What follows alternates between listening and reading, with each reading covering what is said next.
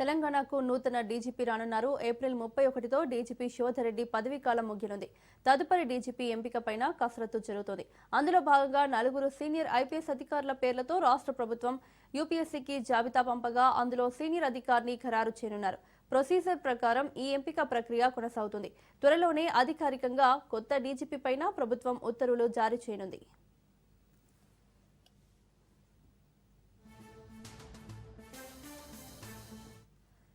తెలంగాణకు తదుపరి డీజీపీ దాదాపు ఖరారయ్యారు.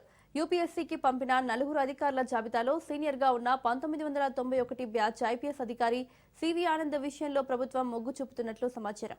డీజీపీ పోస్టు కోసం సివి ఆనంద్తో పాటు వినాయక్ ప్రభాకర్ ఆప్టే, సౌమ్య మిశ్రా, శిఖా గోయల్ పేర్లు ఈ జాబితాలో ఉన్నాయి.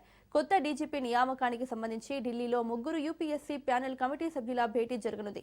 ఈ కమిటీలో రాష్ట్ర సీఎస్ రామకృష్ణరావు కూడా సభ్యుడు కావడంతో ఆయన ఢిల్లీలో జరిగే సమావేశంలో పాల్గొనున్నారు. యూపీఎస్సీ కమిటీ తమకు 4 పేర్లతో అందిన జాబితాను పరిశీలించి సుప్రీంకోర్టు నిబంధనల ప్రకారం 3 పేర్లతో డీజీపీ నియామకానికి సంబంధించి తుది జాబితాను రాష్ట్ర ప్రభుత్వానికి పంపించనుంది. ఇందులో ఒకరిని రాష్ట్ర ప్రభుత్వం పూర్తి స్థాయి డీజీపీగా నియమిస్తుంది.